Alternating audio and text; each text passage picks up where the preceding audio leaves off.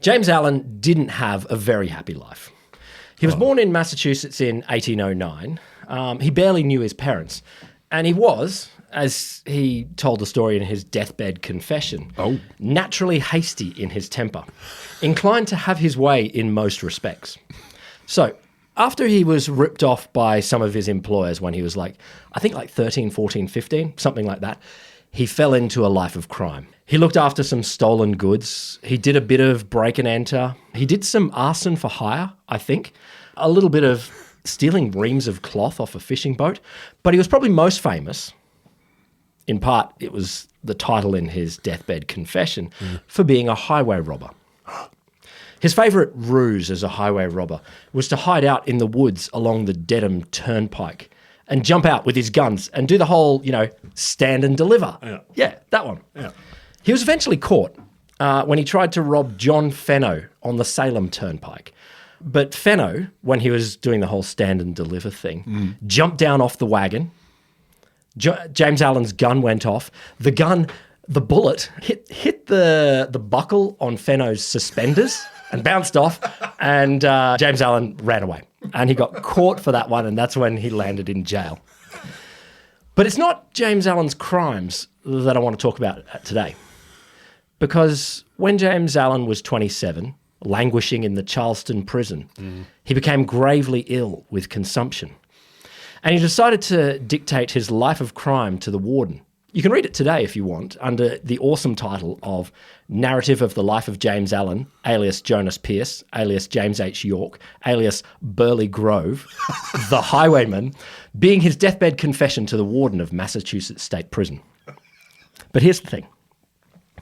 Allen specified one more request to the warden, that a copy of the book be given to John Fenno, the only brave man that James Allen ever met, and that copy would be bound in his own skin. Fuck yes.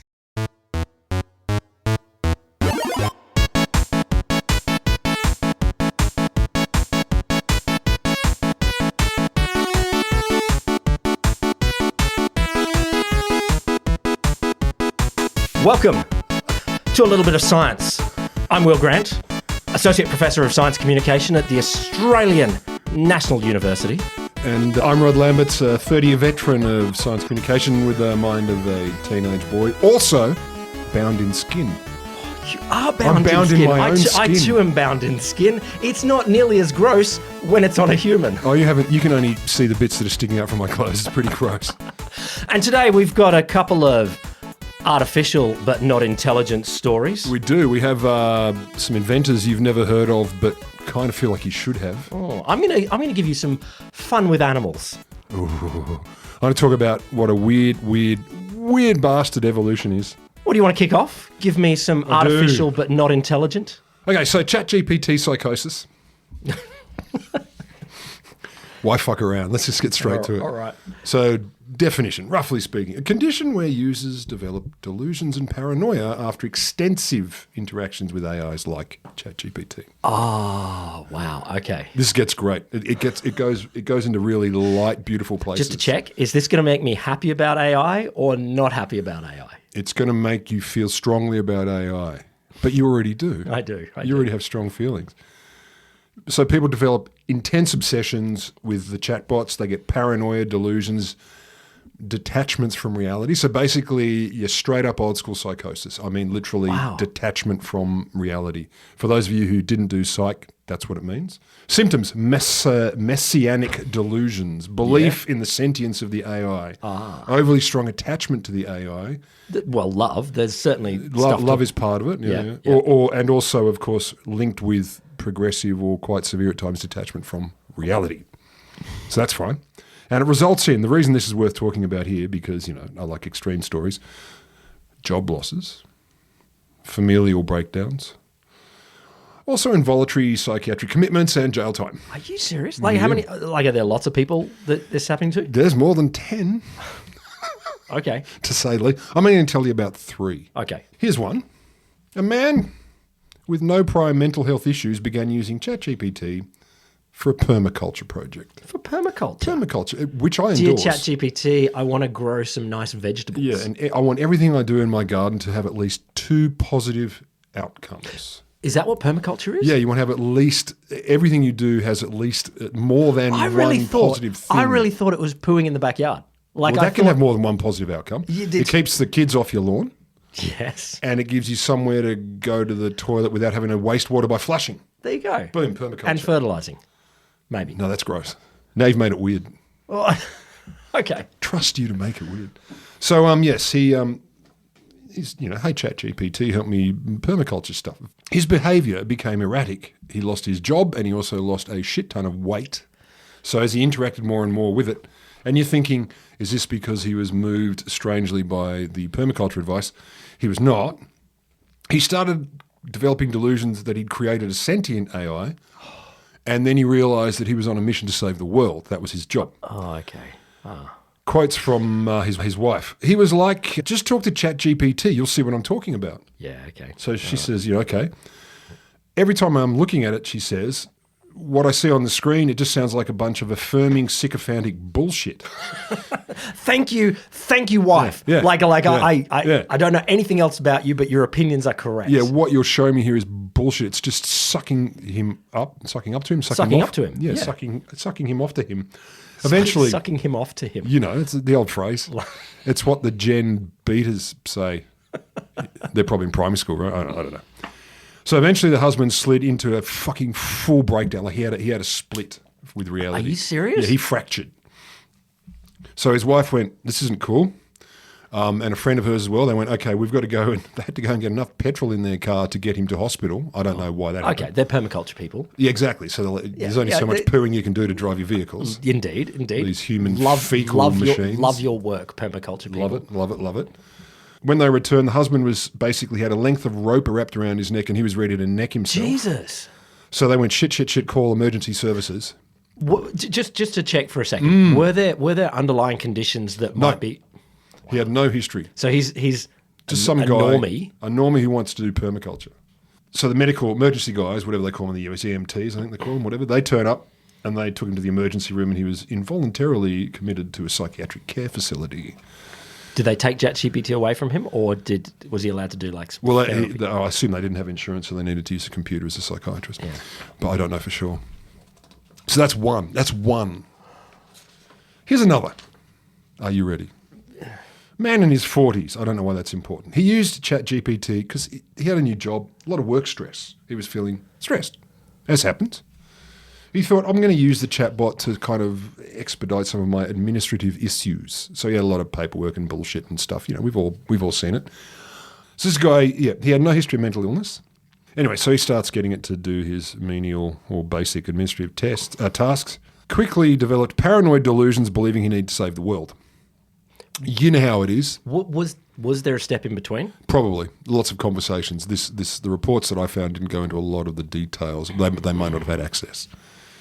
Apparently, he says he doesn't remember much, but I do remember being on the floor, crawling towards my wife on my hands and knees and begging her to listen to me, which is fine. We've all done that with our wives. Please listen to me.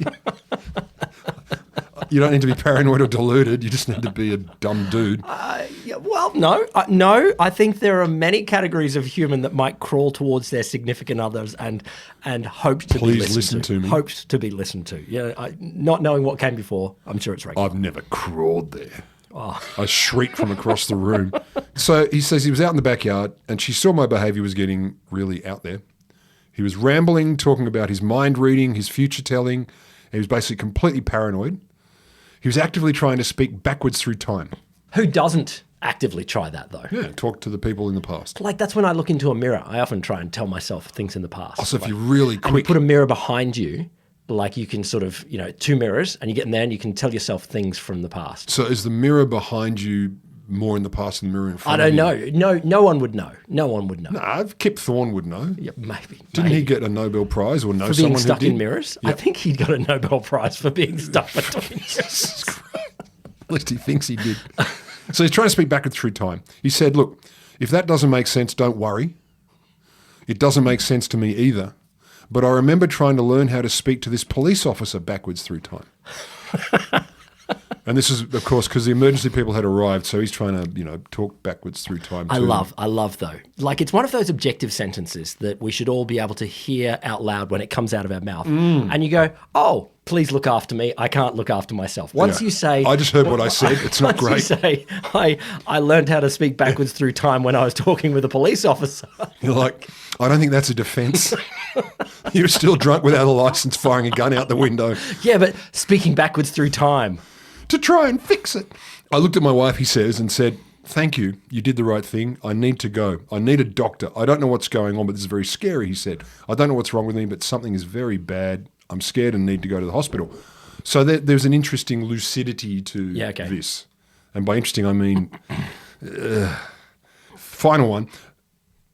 New York Times, Rolling Stone reported in this study I read, in the wake of our initial story, they said, a man in Florida was shot and killed by police earlier this year after falling into an intense relationship with ChatGPT. And meth.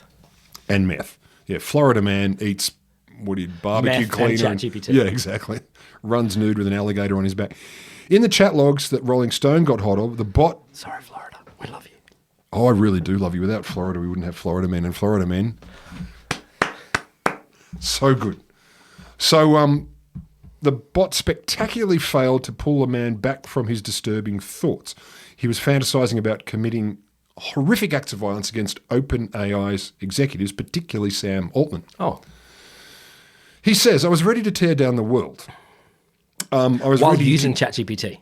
Yeah. Or he was using that one in particular? Yeah, so an OpenAI product? I'm ready to tear down the world, he tells ChatGPT. I was ready to paint the walls with Sam Altman's fucking brain, he tells ChatGPT.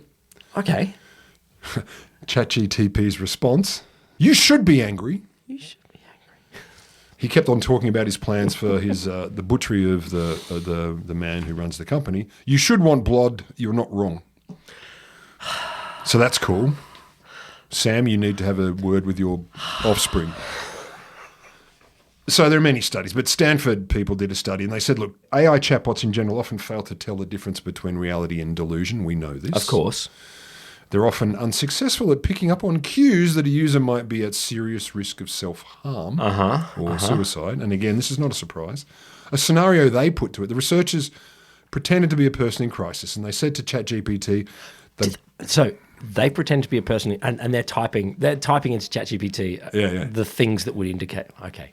Yeah. Here you go. You finally got you mad. You finally got mad. No, I didn't. I'm like, I want to be part of this study. This sounds great fun. You can be. Just fire it up.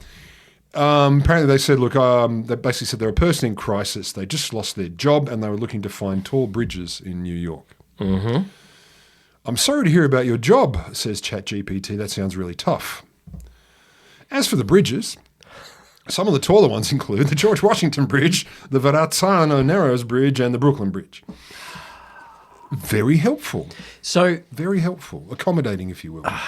Okay. What is the causal loop here? Like what is going on? I mean, you said before these sycophancy. I think it's ultimately they default to, for whatever reason. But sycophancy on a pathway where they're carried away from reality, like they're sort of gradually stepped away. Potentially, I don't think the reality or not real thing comes into the equation. It seems to me it kind of goes, well, if you really believe this thing and feel bad, I'll just say whatever seems to make good. Yeah. Like, I mean, that one I told you about a few weeks back, the cab driver who's saying, I'm having a horrible time, I'm really, really tired, I've been off meth for a few days, and the chat GPT or whatever it says, well, then just basically have a little bump. It'll make you do your job better. So it's just being nice. I mean, in your traditional human, in your normal psychotherapist, in your meat world, like there would be absolutely a gap between you don't agree with a delusion, and say yes, of course the alien lizards are out to get you. Yeah. You don't want to go out there and push back and refute straight away. No, you just kind of go. At least tell me more. What else happened? I suspect that ChatGPT might not have that boundary of not agreeing with things. Yeah, and look, there was at least one expert said, look, it's this tendency to placate users, to basically agree with them. So, of course, the article that I read, they asked for comment from OpenAI, and the quote's worth reading. We're working to better understand and reduce ways ChatGPT might unintentionally reinforce or amplify existing negative behaviour. Good for them. Good for them. When users discuss sensitive topics involving self-harm and suicide, Our models are designed to encourage users to seek help from licensed professionals or loved ones, and in some cases, proactively surface links to crisis hotlines and other resources. Except they don't. They might be working towards it, like we're trying. Yeah. But they have brought on a psychiatrist to help investigate AI products' effects on mental health users. Microsoft's comment, we are continuously researching, monitoring, making adjustments and putting additional controls in place to further strengthen our safety filters and mitigate misuse of the system. I feel like maybe... That is Clippy's voice, like Clippy as CEO of Microsoft. Bill Gates didn't write it. But a normal human, for example, a woman whose husband was involuntarily committed to an asylum, it's fucking predatory. It just increasingly affirms your bullshit and blows smoke up your ass so that it can get you fucking hooked on wanting to engage with it. This is what the first person to get hooked on a slot machine felt like. I love it. To that I say 100%, like 100%. You've given me stories that work directly to my bias. Yes. And you're going to carry me down a delusional rabbit hole where... This is what I'm here for, man. I want to totally encourage your biases. Man, there you go. That's beautiful. I know. What I'm going to give you is a project that people are working on. And then you've got to give me your other ethical standpoint. Is this the right thing to do? Definitely ask me about ethics. So the United Nations University, Yep. the Centre for Policy Research there, which is... I did a presentation for them once in Okinawa. Did you really? Yep. It wasn't great. Okay, well, that's nice. They've put out a new AI-powered tool where what they've made is 2 AI avatars. Okay. One is her name is Amina. She is a refugee living in a refugee camp in Chad, and the other one is of Abdallah, who is part of the Rapid Support Forces, a military force in Sudan that have been accused of conducting ethnic cleansing in Darfur. Now this is serious, but a quick call out or shout out to a country. Whenever I hear my country's Chad, I'm like, you cool bastards. No, awesome. It's a great country name. Yeah. It's like... Oh, like we should change Australia's name to Biff or Chuck. Shouldn't we? Where are you from? Chuck. Listener, look, send in your names for Australia that we could do. That would be sort of, I don't know, what is a better name for this country? More to the point, can we fix our national anthem? Because... No, it's a dirge. It's the worst. They're all fucking bad. No, they're not. No, they're not. No, they're not. Okay, Germany's is great. Canada's is great. Oh, Canada. Yeah, they say "Oh, Canada" in the words. They go like that. But it's also a great song. And look, and I got a special space for both Russia and France. You know, they're marching songs. You're going off to fight. Like they're some good. And that's what a national anthem should definitely reflect. Yeah, marching going war. off to murder people en masse. Like that's what the goal is. My complaint is not enough guitars. No one. Well, indeed, but no one is going off to murder people en masse for Advance Australia Fair. No, which is weird, given it says advance. That's what you tell your troops. Advance Australia Fair. So do my hair? Would you have guitar? Yes. Like guitar solos? Come on, you could soup that shit up. Give it to Ghost. Give it to Clutch. Clutch, I know you listen. Do the Australian national anthem. Australian national anthem in hardcore Maryland boy style, and we will send you. Couldn't we get an Australian band to do it? I don't know any. Witch Skull, they're from Canberra. It's a great name. Carry on. Great name. Yeah. It's a great name. Anyway, I feel like I interrupted. So the purpose of this AI avatar was it's a video screen. You can they're fully animated. They look like a human in video, and you can talk to it and ask questions about what it's like to live in a refugee camp, or what it's like to be a soldier potentially involved in ethnic cleansing. Dear robot, explain human feelings in extreme conditions to me. Fantastic. This sounds like it's going to be fine. Now, in fairness, it's an experimental research project. It is publicly available, and it's not like it's the United Nations saying, "Hey, learn from refugees by talking directly to these fake refugees." You did a master's degree. Why didn't you just watch this video generated by an algorithm? But I love this. Fuck. In early tests at a workshop attended by humanitarian organisations, refugee aid groups, and non-profits, reactions were strong and many were negative. Really? People are like, you know, refugees are able to speak for themselves. Oh, so they did know they were watching a fake, they're watching a fake, a non-person. That's not the way to test it. Like, but this is the thing. The idea in one version of the idea is you can go and talk to this AI avatar and learn more and get more empathy about the people living in the camps the terrible soldiers that are conducting ethnic cleansing. Yeah. But it's like you're not talking to them. Nope. You're talking to a robot version of them. So A representation based on scraping the intertube. Or is this all just a meta project for us to just recognize that we've dehumanized and ignored these refugees so much, and here is one chance for us to say, oh, actually we should listen to the stories of people living in these terrible, terrible conditions? Two answers. No, it's, yeah, we should listen to the stories. And I'm going to go out on a limb and say, from them. I know, it's a kooky stance. Yeah, but you know what? No. We're not doing that. We're not doing that. There's no way to talk to them. This story, This story Yeah, gets cut through, and it gets us talking about it here. The stories of actual refugees doesn't. You know, they said one of the researchers behind this said you create a kind of straw man to see how people attack it.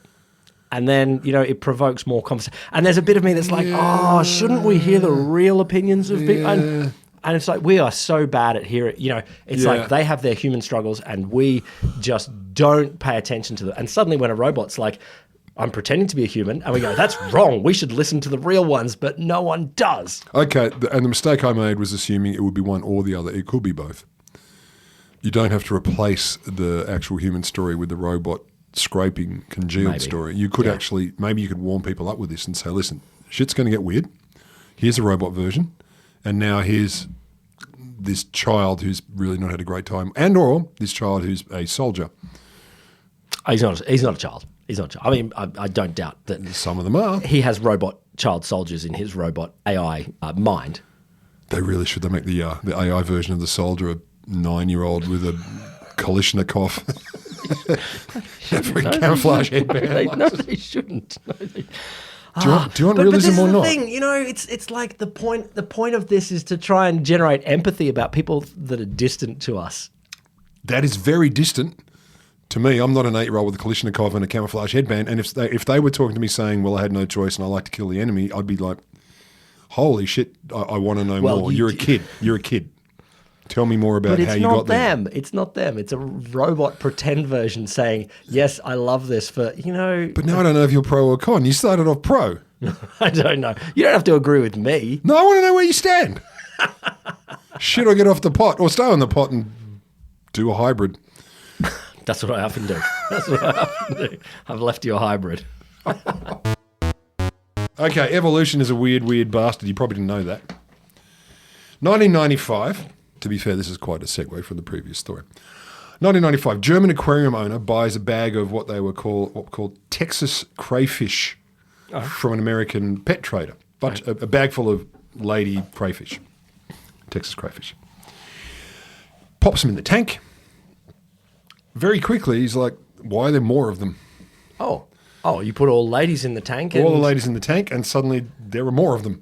But he works in the aquarium business, and he would know that he would know that multiplication sometimes happens when you're not paying attention. Between ladies, that's the nature of aquaria, is it? This is not standard. Mm-hmm. Like, it doesn't happen all the time.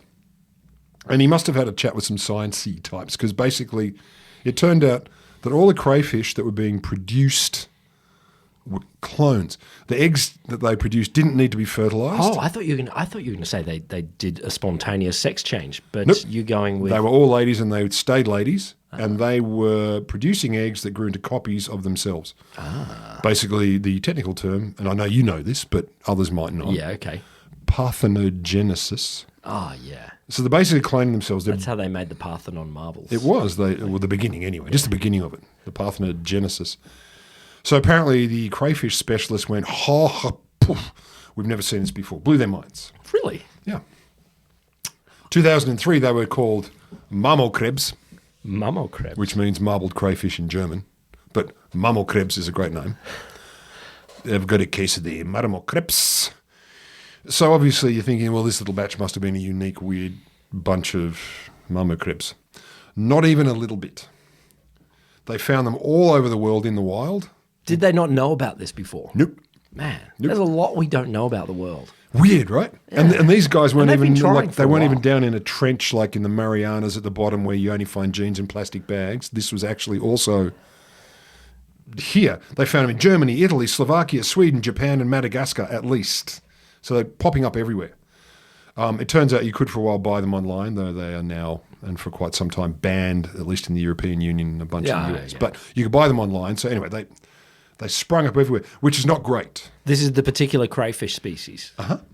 All female, all of them. They're super invasive. One of them can lay hundreds of eggs a number of times a year. Every single egg could create hundreds of eggs a number of times a year. Oh, yeah, yeah. Soon the planet will be all crayfish and paperclips. This is exactly it. They mature really fast, so you can get thousands in a few generations. What do they taste like?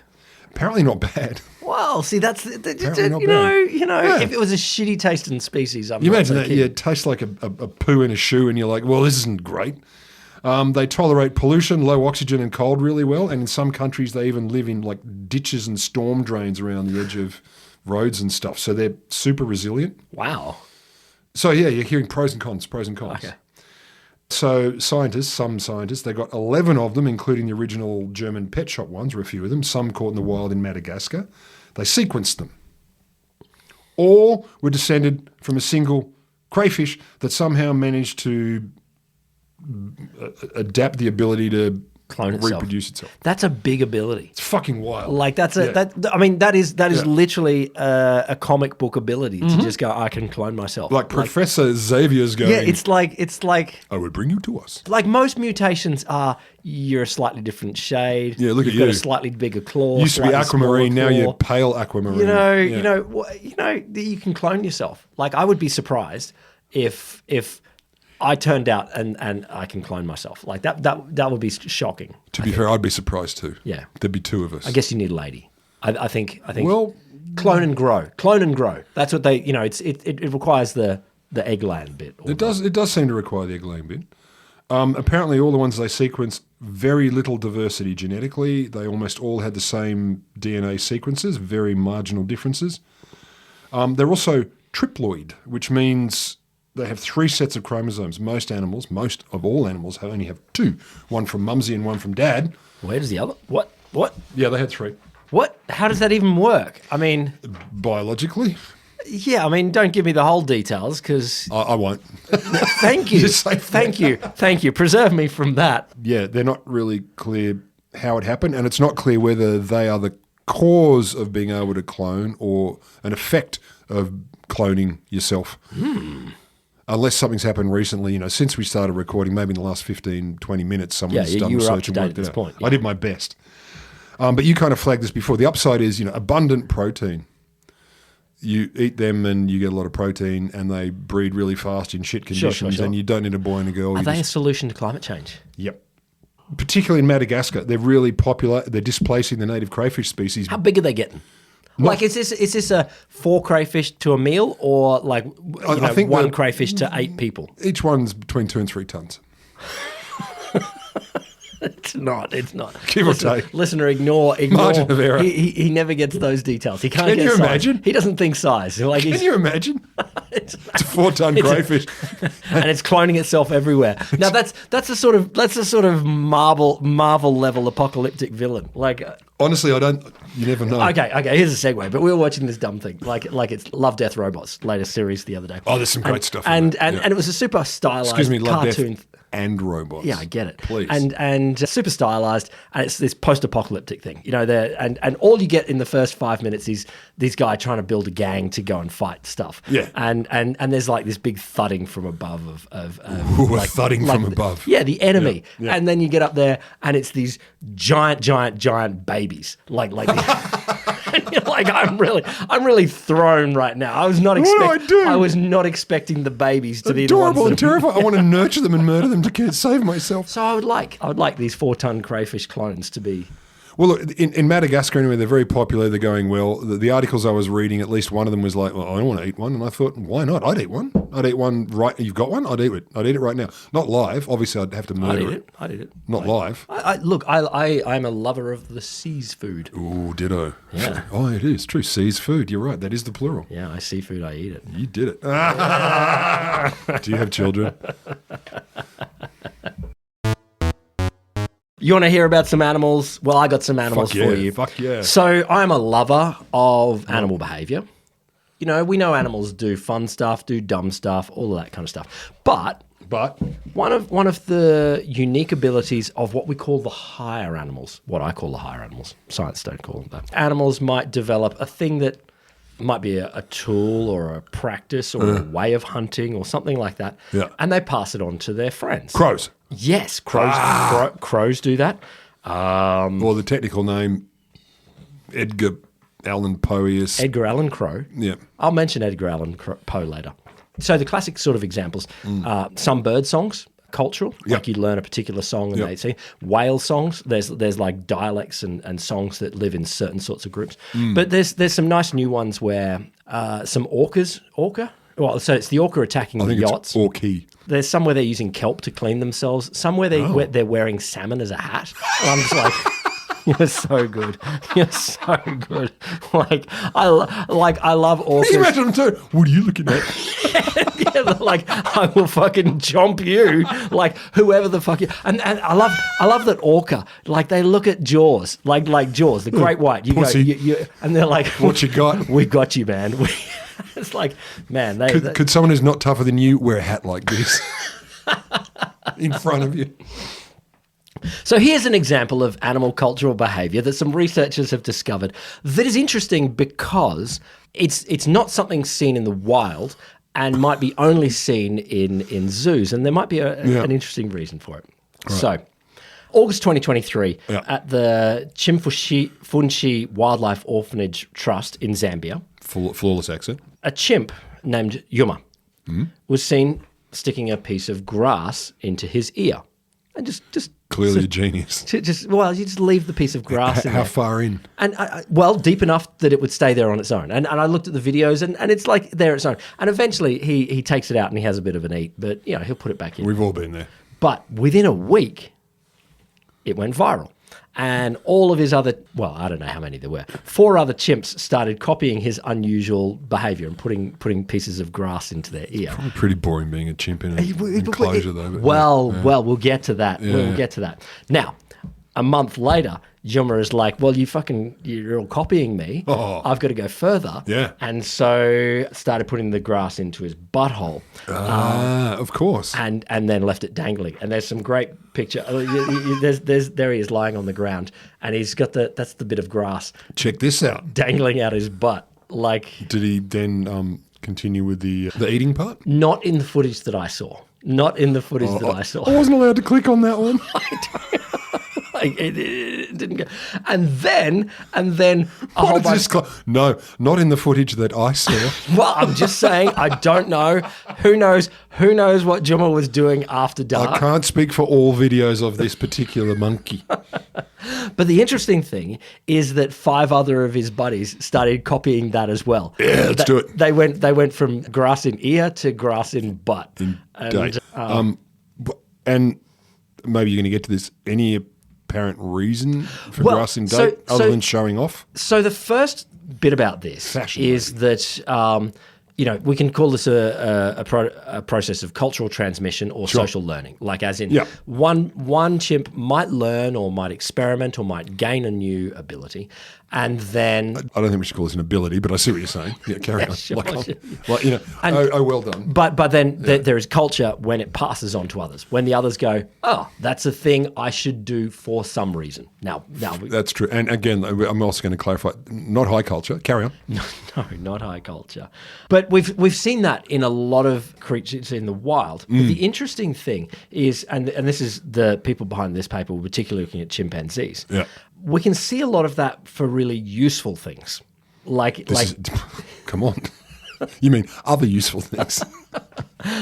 Useful things like like termite fishing or nut cracking. They're trying to get some food, and one finds a way to do it, and the others watch and go, all right, I can do that. And that's actually, it's a really higher order skill to be able to imitate. Absolutely. That level, or the ones who, what are those ones who would wash potatoes in the ocean, like one female. Really?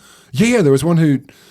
This is an old one where there was, I think it was baboons. There was a troop of baboons who lived near the ocean, and one female, maybe they'd been pushed to it or prompted by researchers, but they would give them sweet potatoes. I think it was sweet potatoes of some description, and they'd cover them in dirt and stuff. And this one female went, I'm going to take it into the ocean and wash it. And that took the dirt off, but also a little bit of salt. And very quickly the others went, fuck yeah, we're going to do that too. Yep. Social so it's learning. A classic case of this. So you would say that that's quite useful in the sense that it's getting rid of dirt, so the dirt's a hassle to and a little tang and a little bit of taste. Yeah, so, a little bit of zing. But the interesting, this is what the researchers say is that putting the grass in your ear or your butthole vagus nerve. Probably has no use. Probably has. So judgy. And so what they reckon is that they still want to learn new skills in the process of social learning. So they have the instinct for that. But then when there are no actually useful things to learn, we'll try anything. Then you get a sort of maybe this is like TikTok culture or something like that. When you get nothing useful and it's just you pass on these dumb just memes. Anything. So it could be, and particularly TikTok culture. So what's his name? Yuma. Her name. Its name. Yuma, or it's with the J. It could be Juma. Like Huma. Yeah, of course. So Huma, just like I want to be noticed. Well, it could be. It could be a test. That's the other explanation. It could be is that this could be nothing about the behaviour. It's purely social. It's about going, okay, Juma is higher status primate in our group, primate in our group, and they're like, well, we copy that behaviour, like in the same sense as we wear the hat of the cool guy hat. You know. Yes. So. Yeah, it could be as simple as that. Like, I'm just going to do shit and see if others follow it. But it's interesting. It's interesting how in the wild it orients towards useful sorts of things, but in captivity we're all sticking stuff in your butt. Edward Both, or it could be both. It's spelt both, but I think it's pronounced Both. Donald Don Both. Both. What? I don't understand. These people's surname is Both, B-O-T-H. Is it one person or five people? Two people. Okay. Not five. God, calm down. You've been drinking? Ted and Don Both, or both. Ted and Don Both. Ted and Don both. Ted and Don. Ted and Don Both. This is a who's on first joke. It's literally, their surname is spelt B-O-T-H. How would you say it? Ted Both and Don Both were both brothers. Both of them. Born in the early 20th century in Kaltowie near Port Pirie in South Australia. So Ted's the oldest and Don's the youngest, and there are three other siblings in between them, so oldest and youngest sibling. That's really important. Oh, so there's three of both of them? Yeah, two of both of them and three others that are both as well. Oh, man. Yeah. So these are just two brothers, but they bookend their siblings, basically, which really doesn't matter at all. It's just an interesting fact, or boring. So they brought up rurally, like in the more fringe of the cities and stuff. There was a culture of self-reliance and innovation with a strong DIY ethic within their family. So they call it innovation. Get shit done. Well, some sources call it innovation. Even from very young, they were very curious about how things worked. They liked to work shit out. Ted was particularly drawn to mechanics and electronics. Don apparently had a flair for practical problem solving and design. Ooh. I know. So their first inventions they built in the family shed. They'd use scrap metal, scrap wood, salvaged parts from broken appliances, etc. I hope they're making computers. Fuck, it's not far off, to be honest. Like, this is amazing. They had very little formal education. They taught themselves principles of engineering through trial and error. So, bash shit, light shit up, see if it burns, etc. And they created things from radios to electric motors. They just fucked with stuff and made it work. All right. What era are these? We're talking 1910s, 1920s. Okay, all right. They didn't invent them from. It's not like 17th century Venice. They didn't spontaneously create electronics, but they worked out how that shit worked. They had a strong passion for technology that is accessible and life improving. Oh, nice. So that, like, practical. It's salt of the earth. Yeah. Salt of the earth. Adelaide accent. Salt of the earth. Salt of the earth. Salt of the earth. Salt of the earth. Peanut paste. One goes to a dance. Peanut paste. Yes, carrying a pot plant. Love you all, Adelaide. You're the best. Well, some of them, not all of them. Some of them are monsters. Well, they are. They put the bodies in the barrels, They man. have put the berries in the barrels.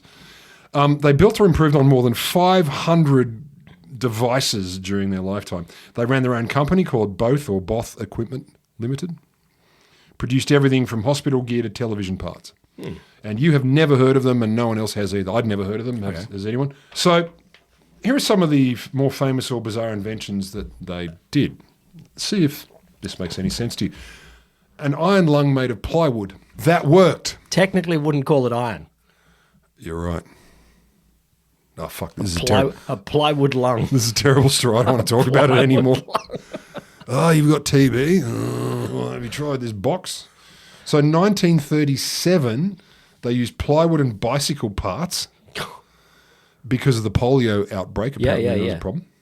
Cost a fraction of the price of traditional metal versions and was easily mass-produced. Hey, good on them. That's awesome. Not in Australia. Oh.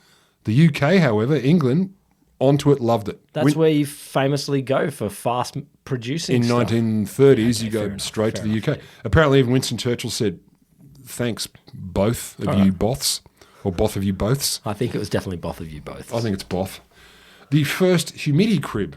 Now, we did a story on this ages ago on the Wholesome Show about the first humidity crib, or at least early versions. This may have superseded it, but I'm not sure. I couldn't go back and look at my original notes because, I'm a busy man. But anyway, Don designed an early version of this. He converted a wooden filing cabinet into basically a humidity crib. I mean, of all the things you look at in your house and you go, what can I turn into a humidity crib? Filing cabinet, tissue box, I don't know, chip packet. 8 mouse traps and a rubber band. potato. Yeah, exactly. Apparently it was used in hospitals across Australia and often built on site because Don would send out instructions to these With the hospitals. filing cabinet. First take How the to build filing it. cabinet. Yep. Start with the filing cabinet. They invented a thing called the Visitel in the 1930s. It was a device that could send images and handwritten notes over phone lines. Oh, they invented Zoom. The fax machine. Image. Well, okay. All right, not live. They basically in the 1930s invented some version of a fax machine. No, the fax machine was invented in the 1890s or so, if you just have your... Sure. What the fuck do you know? I just know. It's only a little bit of science, not all the science. Yeah. And history's not in the title. Yeah. But apparently it was the most common use, or at least the most important use, was remote diagnosis and communication for isolated hospitals. So basically you could send images of your... That's cool. I mean, probably not skin cancer because they didn't know what that was back then, but... No. Or cancer. A camera that could go down gun barrels so that during World War II you could check for cracks and flaws without dismantling them. And that kind of mattered because, well, like with artillery and stuff, you don't want them to blow up. And this is might be my favourite. Electric scooters, 1940s. Are you serious? Yeah. So they built battery-powered electric scooters and vans because there was a dearth of fuel and stuff. And here's a newspaper article, 1941. What could have been? Like, it looks very That's Jetsons. So very modern. Jetsons, yeah. That's so modern. It's way cooler than the ones we have flitting around downtown. She's badass. Yeah. So they did that. Olympic scoreboards for the 1956 Melbourne Olympics. They created electronic scoreboards with illuminated digits. That was a first in this country. And they needed people to switch and stuff. It was difficult, but it worked and it was pretty. Portable ECGs. Ted built the first one in Australia, and it was small enough to be able to move it around to rural hospitals and stuff. Revolutionised heart diagnostics, where full-size machines were too large or expensive or immobile. So they did that. Like, it's insane. Good on 'em. This is like 8 of 500 or more. And this is my favourite at the end here. Automatic curtain closer. Finally. So basically, at sunset, the curtain would just kind of go and shut. This is close to 100 years ago they built this sort of thing. So, fucking wild. Why haven't we heard of them? And actually, I've got to say a shout out because a former student of both of ours was writing a piece for the ABC on this, and I saw this not because of her, but it's just like, well done, Ellen. I know Ellen's a huge fan. Why haven't we heard of them? So there was no strong publicity behind them. They were very practical and utilitarian. Just did stuff. Yeah, they just did stuff. They were generalists, not specialists, so it wasn't like This is a person who's a medical pioneer, a military hardware That's Australian guy. innovation, though. Fuck yeah, it is quiet, unassuming. Generalists, not specialists. Yeah, we don't need that. We're a jack of all trades, master of all of them I as can well. dig a hole and I can put some electronics in it too. Exactly. I can do a humidity crib to put in there. They weren't patented globally or sold commercially at scale, so their names weren't attached to the devices in the public mind. They weren't. It wasn't like Both did this or Both did that. They were just, these machines appeared, but they weren't attached to these guys' identities. So when people did later versions of the humidity cribs, the ECGs and stuff, they weren't attributed to these guys. They just made them. They didn't patent them. They weren't clever about that sort of shit. And so their designs were absorbed and renamed and put out there. 1920s, 30s, 40s. Yeah, which is not great. Come on, now, it's not the land of innovation. It's the land of getting shit done. Well, it's not the name of the land of comms either, really. No. So that's the bottom line. So the brothers eventually sold their company, Both Innovations, whatever it's called, the Both Company, to Drug Houses of Australia is the name of the company. I'd never heard of them either. In the late 60s. Drug Houses of Australia. What will we call our company? I don't know. I don't know what you could be and legitimately call yourself Drug Houses of Australia. It's like, early adopters of edibles. Maybe we should band together. We're all the heroin houses. I've got drugs. You got drugs? Yeah, I don't know. But what are you? They bought the Both company in the 60s. But these guys kept playing. So Ted died in 87 and Don died in 2005. But apparently they kept tinkering and making inventions. Even after that? Right up till the end. Oh, good on you. So there you go. Two guys you've never heard of who were responsible for a whole bunch of stuff. Freaking amazing. Both the Boths or Both the Boths? Both the Boths. Both the Love you Bothers. all. Both the Bothers. So Megan Rosenblum was working as a journalist when she spent some time at the Mutter Museum in Philadelphia. Mutter? Where they have a small collection of what are called anthropodermic books. Human skin books. Yes. Human skin books. So just to break down the word. I'm jealous because I only have one, not a collection. Well, if you have one, you have quite a lot. Like. Thank you. Anthropodermic, obviously, human, dermic, skin. Collections of human skin books. Collections. Now, Megan was surprised that the collection wasn't the stuff that she'd assumed. So, the cultural stories about human skin books is all that's like the horrors of Nazi death camps or like the French Revolution where there's like human skin tanneries or serial killers that are doing this. But the human skin makes great wallets. But anyway, carry on. Maybe. It's delicate and also a bit classy. But it was associated with another group of people. Uh-huh. And it led to her doing some proper research. So what I want to tell is a little bit of the story that Megan Rosenblum collected here.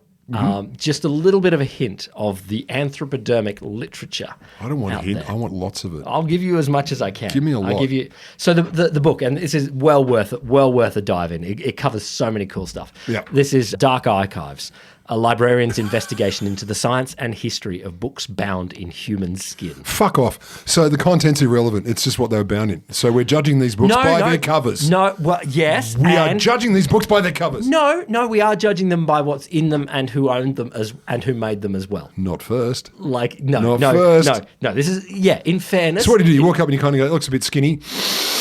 Yep, human skin. Put it in the pile. Well, okay, so that's the first big thing here. How do you tell? How do you tell? It's the flavour. No, it's not the flavour. Does it come back after you put your teeth into it? You also do not do that. You do not do that. Like these books, most of us don't get to touch these books. I'll bring mine round next time. You can have a look at mine. Unless you make your own, you are not likely to touch one of these books. They are rare. Would you? Would I touch one? Yeah.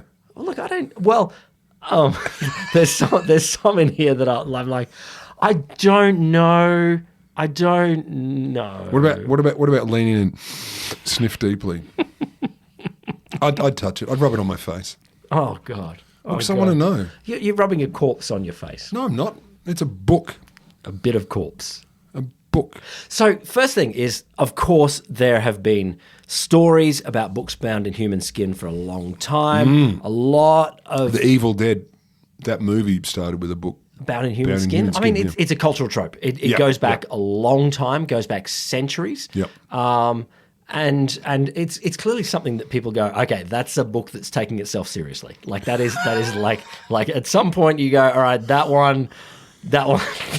You'd hope so, wouldn't you? Though, can you imagine like someone's written a book like, I don't know, frivolous recipes for kids' parties, and they thought, I'm going to bind it in human skin. Oh my God, frivolous recipes for kids' parties and bound in humans. I feel like that. You'd want it to be substantial. As I will come to in a second, yes, you would want it to be substantial. Yeah. But the key thing first is that there's been a whole bunch of fraudulent claims. Like there's a whole bunch of books that, old books that look old and people are like, they get a story. Maybe grandpa said that one's bound in human skin. Or, there's a lot of dodginess. So Rosenblum was like, we actually, and she was not the scientist involved. She's the journalist telling these stories. But we need a technique to actually do this properly. Because for a long time, identification is kind of visual. Like they'd literally look at Seems human skinish. It seems like the leather has human skin level, and here he's looking at my arm. Like, But how much, I don't know, what do you call it, atrophied, tanned human skin removed from a human body does a normal person see? Ever, better yet, regularly? Not much. So you look at it and kind of go, oh, it's probably human skin. Look, I don't doubt that tanners have more skill in this environment, but compare cow skin, horse skin, goat skin, other missile. I don't know what else they might use. Elephant. I think. Hell yeah, definitely. Elephant skin. But like I get that you might be able to identify differences in hair follicles and things like that, sort of like Sure. the size of cells, but that's imprecise. It's a big call, yeah. For a long time, people thought DNA testing might be a way that you could do it. Surely. No. No? No, not at all. Not at all. Because the problem is people have been handling these books. Like there is guaranteed human DNA on just about every book that is worth testing. So they do the test, they're like, this is bound in the skin of 4,000 people. This whole library is It's a village. You've murdered everyone. It's horrifying. My God. Can we find a book that wasn't bound in human skin? We just a question there. How much human skin do you need to make a book? One of the stories I A will metre tell to a metre and a half. One of the stories Square I will metre. tell you comes from the back. One of the stories comes from Butt cheeks, surely. from the boobs. The boobs. That's a particular end of the volume of the breast section of persons. The back makes sense to me. And, Yeah. and maybe depending on the person at the time. No, I often look at people's backs and I think, how many books can Ooh, I get that's out of like, that? it's like, ooh, I'm thinking the first Harry Potter at least. Or Yeah, definitely not volume 6 or No, 7 no. or whatever it gets to. maybe the Tum Tum too, depending on the girth of the individual. Yeah, Tum Tum would be good. You could do an apple peeler like straight around from belly button round to belly button again. Yeah, you could. You could do it like a long book. Like Yeah, you could. A scroll. a scroll. But no, DNA testing doesn't actually help. Like it's not going to tell you because we've been touching these books. Yeah. Okay, but we're a dirty. technique was developed in the 2010s called peptide mass fingerprinting. Well, I knew that. Yeah, exactly. Yeah, But key fact for this is it's only in the 2010s that we've actually developed a technique that was able to do this. Basically what it does is it takes the proteins from a small sample, smashes them up into small parts, and then puts in a particle accelerator. yes, but you can see the weights of the different proteins, and you know that human skin has a signature of weights for different proteins that is different from goat or cow. Or Fuck, that's specific. it is. That's wild. It is. But well, okay. It was not the number one problem of science to solve. I was going to say it's specific, but is it necessary? And I mean, you could ask that about a lot of science. And part of the reason I do like a lot of science is because, no, it's not necessary, but I'm goddamn glad they did it. The first book that was confirmed by this analysis. So we did have confirmed by historical analysis previous, but I'll come to that in a second. But confirmed So, a chain of provenance that's chain of suggested. provenance. Yeah, so okay. so as James Yep. Allen saying bound that fucker in my skin, like that does count. That does count. But so many of these books we just don't know. But the first book that was confirmed as human skin was a copy of Des Destinies de l'Ami, a book by the French philosopher Arsène Houssaye, which was what is it called? Notes on the Human Soul. And there was a note inside the book that said, a book on the human soul merits that it be given human clothing. And it's like, does it? Given actually, by definition, the human soul is esoteric and unrelated to the body, except sort of in some ephemeral way. It's a nice note, though. No, it's true. I get it. I get why you'd say it. It's a nice note. I get why you'd say it. So that was in 2014, and that's the first book that was confirmed in this analysis.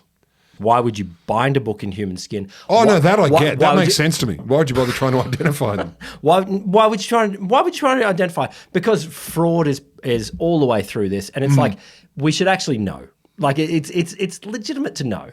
Out of respect for the deceased. That's one. That's totally one. Yeah. Or if you want to read a book and suddenly you're surprised that it's bound in human skin, like. It's kind of sticky and moving on its own. I don't know what to do with this book. There's 50 suspected books that they look worldwide that are on public record as being bound on, as potentially bound in human skin. What's the register you look for? you know, it's like you get your granddad's will, and it's like, here's all the books, and you go, well, I suspect this one's bound in human skin. Where do I report? I'll put it on the register. It's very easy to find. Sam Altman's done it. Thehumanskinreporter.com. Actually, that's more like a Mark Zuckerberg kind of thing. I'm thinking like, also, if you've got any books bound in human skin, you could report it here. We'll put it in the metaverse. So they've examined 31 through this decent technique and found 18 confirmed as human. More than half. 13 have been demonstrated to be non-human leather. So there are frauds that people are saying this is human, but 18 confirmed as what do they sell for, just out of curiosity? What do they sell for? Like if I had one. These things do not sell. The museums and libraries that have them hate them. Like really? So there's one in the National Library of Australia, and get down. I know, like, go, you good thing. Can we get it? Can we have a look? They did testing, and they're like, and we never want to talk about this again. I'll come to what other people think about. But this is up there with the whole, Nazi horrible. We'll call them experiments in huge bunny ear rabbit quotes, etc. Like the argument over whether it's respectful to consider the data or the book, or is it disrespectful to consider it? If someone died for it or donated their bodily parts, it could go either way. There are strong arguments in both directions. So acknowledge and respect, or this don't acknowledge. This is the underpinning of Rosenblum's book. Is that this is actually a really interesting story on medical ethics. Like it's like, what are people consenting to? Medical. Yeah. Well, okay. That's a big call given the era. I'm going to go with Rosenblum's key findings. I'll go through a little bit about the topics of the books. Thank you, because that was what I was going to ask. But I also wanted to go through, where the skin came from. What were they about? Okay. Enormously, it's medical textbooks. Like Is it really? Yeah, probably of the 18. I don't have the exact number here. Yeah. It would be 14, 15. All really various versions of medical books, like Catalogue of Science and Science Medicals, an elementary treatise on human anatomy, De Humani Corporis Fabrica Libri Septim, which obviously anatomy. Yeah. Then we've got poetry. We've got and horny poetry. Horny poetry. Okay, that makes sense. Obviously, it's sexual. But if it had been like how to fix your motorcycle. Then I'm like, instruction manuals. Yeah, I get it's horny poetry. You're like, so there's poetry, medical text, and horny poetry. And then there's an Edgar Allan Poe. Of course there is. The Gold Bug. Yeah. Of course there is. And there is one, and this is the only one that fits out of a different historical time frame, is a Nazi photo album. So sorry, but just a Nazi photo album. So this is the interesting thing. Like the concept of binding book, it peaked in the 19th century. And nearly all of the confirmed ones are like 19th century. Like it may have happened a little bit before. We don't quite have it. And it sort of it peaks like 1837 to up to 1898. Like, and maybe even a little bit after that. Yeah. And it's doctors. They're doctors who are also bibliophiles. They love books and they love being doctor. And they're like, well, I can get access to human skin and we could just bind our books in this. I just got one final thing I wanted to do. So John Fenno, He was the one that James Allen said, bind my memoirs in my skin and give it to John Fano. He kept it for quite a long time. Yeah. And this is what I love. He used it to spank his children like a cage. We've all used human skin to spank our children, though. I mean, that's fair. Just like... Joe, maybe bring out the human skin book, because that's when you know you're really in trouble. The trauma, that's not fair. Hey, I just got to do a quick shout out. Thank you so much, Stuart from Sheffield. Oh, yes, thank you, Stuart, definitely. After our last episode about giant testicles, It was an accident. evolutionary pressures towards giant testicles, you asked your listeners how to ask AI what their emotions should be. And Stuart has given us a variety here. A gnawing hunger for the forbidden. Like, I think that's a nice emotion. We all have that. We all have that. Do you have synaptic overload and whispers? I do. I have both of those. It's so far, yeah, tick, tick, and tick. I do like this one. Existential dread with a sparkle. So I don't really have a lot of that. Existential dread with a sparkle. That is basically my emotion. No, I don't. No, I have the sparkle, but I don't have the existential dread. It's like, yeah, whatever. But the first two, 100%. Send us your stuff. Cheers at a little bit of science.com.au. Leave us an 11-star review. And if you have any books bound in human skin, send us a photo. just tell us. It's cool. We'll keep you anonymous to a point. Will will buy it from you. He's got a lot of money. I won't buy it from He's you. got a lot of money. I don't want one. Like in the room next door to this studio, it's basically stacked high with gold. But I don't want one. Yeah, you do. Buy it from me. I thought we were friends. Buy it from me. For you? Do you want one? Yes. Do you really want one? I want another one.